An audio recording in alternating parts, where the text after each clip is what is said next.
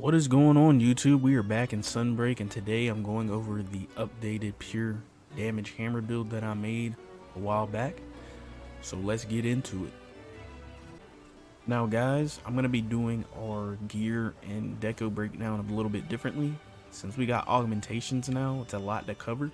So just pause to read if you need to look at the decorations and my gears over to the left side of the screen. So let's get into these augmentations. For our hammer, we have attack +5. I would eventually upgrade the slottages for that and get the full attack on that. So we would get attack +10.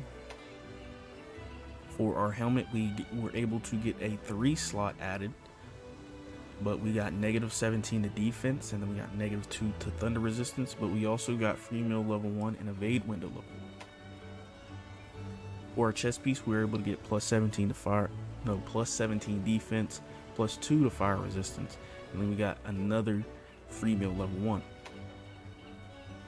Our hands, we have nothing currently. I don't know what I'd be looking for, but it'd be something to bolster our damage. For our waist, we were able to get +9 to defense, -2 to dragon resistance, but then we got part breaker level 1. And then for our legs, we were able to get +30 to defense.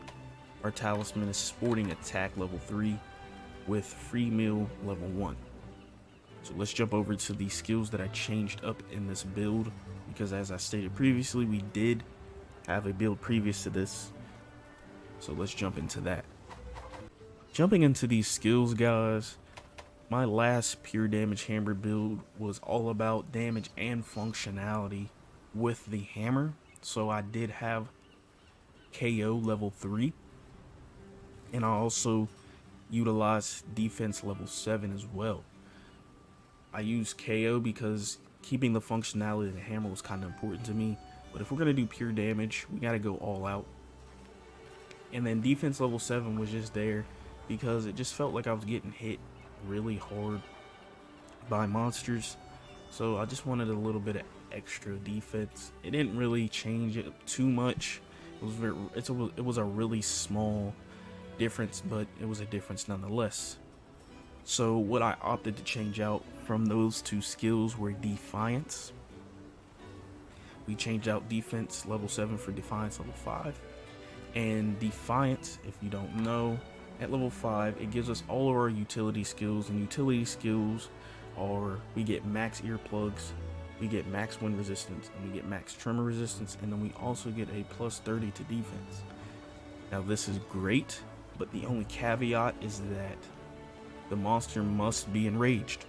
So that's not an issue when you're at those higher level fights, but when you're at the lower master rank fights, it might not proc as often as you want.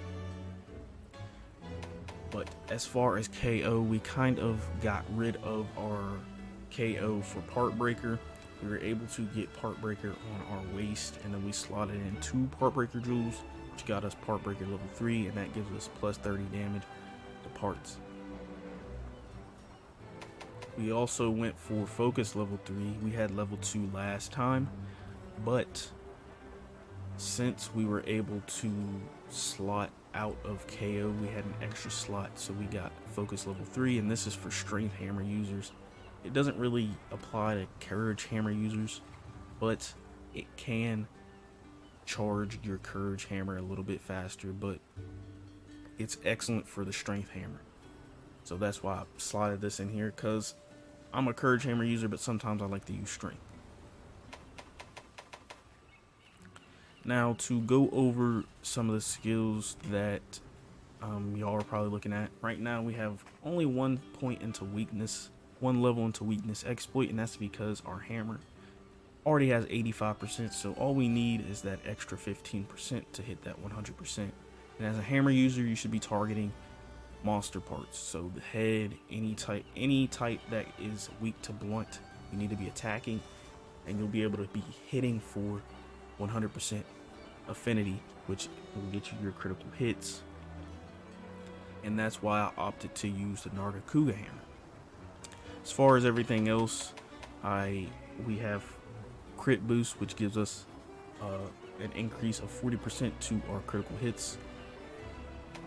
We were able to get an extra 3 levels into evade window, which is great for dodging monsters. And then we have the best skill in the game, which is free meal.